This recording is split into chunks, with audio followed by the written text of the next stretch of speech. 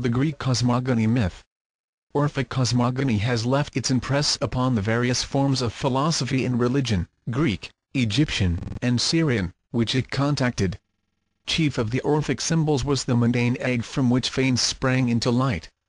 Thomas Taylor considers the Orphic egg to be synonymous with the mixture from bound and infinity mentioned by Plato in the Philebus. The egg is furthermore the third intelligible trident, the proper symbol of the Demiurgus, whose auric body is the egg of the inferior universe.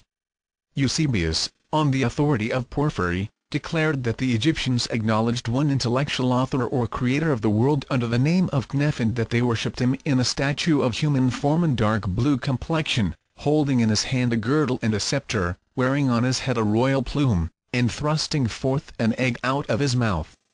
See an analysis of the Egyptian mythology. While the Bembine table is rectangular shaped, it signifies philosophically the Orphic egg of the universe with its contents.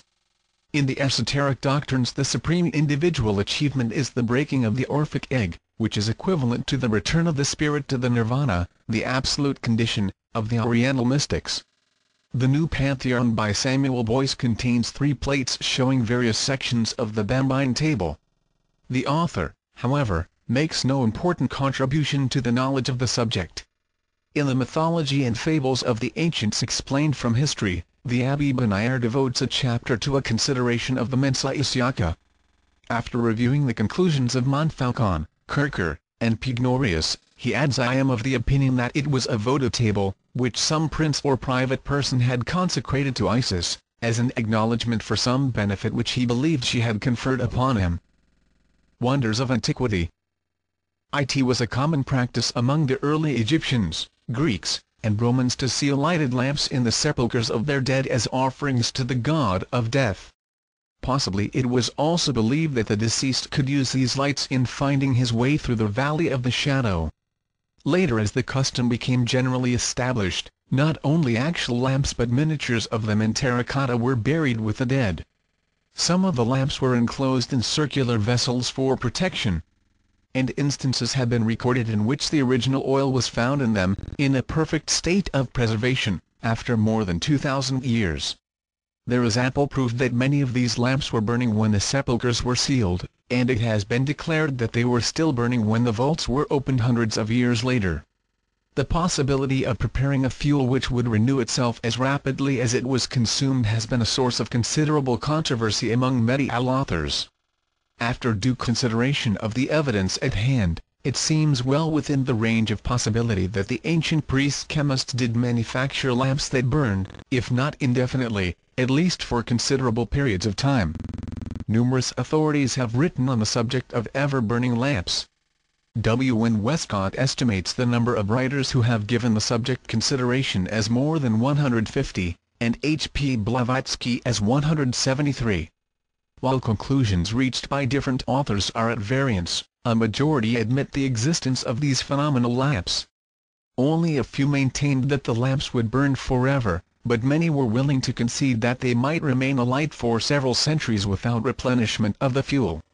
Some considered the so-called perpetual lights as mere artifices of the crafty pagan priests, while a great many, admitting that the lamps actually burned, made the sweeping assertion that the devil was using this apparent miracle to ensnare the credulous and thereby lead their souls to perdition. On this subject the learned Jesuit, Athanasius Kircher, usually dependable, exhibits a striking inconsistency. In his Oedipus Iptychus he writes, "Not a few of these ever-burning lamps have been found to be the devices of devils, and I take it that all the lamps found in the tombs of the Gentiles dedicated to the worship of certain gods, were of this kind, not because they burned, or have been reported to burn, with a perpetual flame, but because probably the devil set them there, maliciously intending thereby to obtain fresh credence for a false worship." Having admitted that dependable authorities defend the existence of the ever-burning lamps, and that even the devil lends himself to their manufacture, Kircher next declared the entire theory to be desperate and impossible, and to be classed with perpetual motion and the philosopher's stone. Having already solved the problem to his satisfaction once, Kircher solves it again, but differently, in the following words: "In Egypt there are rich deposits of asphalt and petroleum. What did these clever fellows the priests do? then, but connect an oil deposit by a secret duct with one or more lamps, provided with wicks of asbestos. How could such lamps help burning perpetually? In my opinion, this is a solution of the riddle of the supernatural everlastingness of these ancient lamps. Montfaucon, in his Antiquities, agrees in the main with the later deductions of Kircher, believing the fabled perpetual lamps of the temples to be cunning mechanical contrivances. He further adds that the belief that lamps burn indefinitely in tombs was the result of the noteworthy fact that in some cases fumes resembling smoke poured forth from the entrances of newly opened vaults. Parties going in later and discovering lamps scattered about the floor assumed that they were the source of the fumes. There are several interesting stories concerning the discoveries of ever-burning lamps in various parts of the world. In a tomb on the Appian Way which was opened during the papacy of Paul III was found a burning lamp which had remained alight in a hermetically sealed vault for nearly 1,600 years. According to an account written by a contemporary, a body, that of a young and beautiful girl with long golden hair, was found floating in an unknown transparent liquid and as well preserved as though death had occurred but a few hours before. About the interior of the vault were a number of significant objects, which included several lamps, one of them alight. Those entering the sepulchre declared that the draught caused by the opening of the door blew out the light and the lamp could not be relighted. Kircher reproduces an epitaph, Tolle Fili Mea, supposedly found in the tomb, but which Montfaucon declares never existed, the latter adding that although conclusive evidence was not found, the body was generally believed to be that of Tulliola, the daughter of Cicero. Ever-burning lamps have been discovered in all parts of the world. Not only the Mediterranean countries but also India, Tibet, China, and South America have contributed records of lights which burn continuously without fuel. The examples which follow were selected at random from the imposing list of perpetual lamps found in different ages. Plutarch wrote of a lamp that burned over the door of a temple to Jupiter Ammon. The priests declared that it had remained alight for centuries without fuel. St. Augustine described the perpetual lamp, guarded in a temple in Egypt sacred to Venus, which neither wind nor water could extinguish. He believed it to be the work of the devil.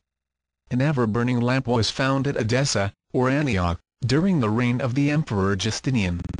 It was in a niche over the city gate, elaborately enclosed to protect it from the elements. The date upon it proved that the lamp had been burning for more than 500 years. It was destroyed by soldiers. During the early Middle Ages a lamp was found in England which had burned since the 3rd century after Christ. The monument containing it was believed to be the tomb of the father of Constantine the Great. The lantern of Pallas was discovered near Rome in AD 1401. It was found in the sepulchre of Pallas, son of Evander, immortalized by Virgil in his Ide. The lamp was placed at the head of the body and had burned with a steady glow for more than 2,000 years. In AD 1550 on the island of Nesses, in the Bay of Naples, a magnificent marble vault was opened in which was found a lamp still alight which had been placed there before the beginning of the Christian era. Pausanias described a beautiful golden lamp in the Temple of Minerva which burned steadily for a year without refueling or having the wick trimmed. The ceremony of filling the lamp took place annually, and time was measured by the ceremony. According to the Fama Fraternitatis, the crypt of Christian Rosenkreuz when opened 120 years after his death was found to be brilliantly illuminated by a perpetual lamp suspended from the ceiling. Numa Pompilius, king of Rome and magician of considerable power, caused a perpetual light to burn in the dome of a temple he had created in honor of an elemental being. In England a curious tomb was found containing an automaton which moved when certain stones in the floor of the vault were stepped upon by an intruder. At that time the Rosicrucian controversy was at its height, so it was decided that the tomb was that of a Rosicrucian initiate. A countryman, discovering the tomb and entering, found the interior brilliantly lighted by a lamp hanging from the ceiling. As he walked, his weight depressed some of the floor stones. At once a seated figure in heavy armor began to move. Mechanically it rose to its feet and struck the lamp with an iron baton, completely destroying it, and thus effectually preventing the discovery of the secret substance which maintained the flame. How long the lamp had burned is unknown, but certainly it had been for a considerable number of years. 2 inserts. Base of a Delphian tripod. from Montfaucon's Antiquities. The windings of these serpents formed the base, and the three heads sustained the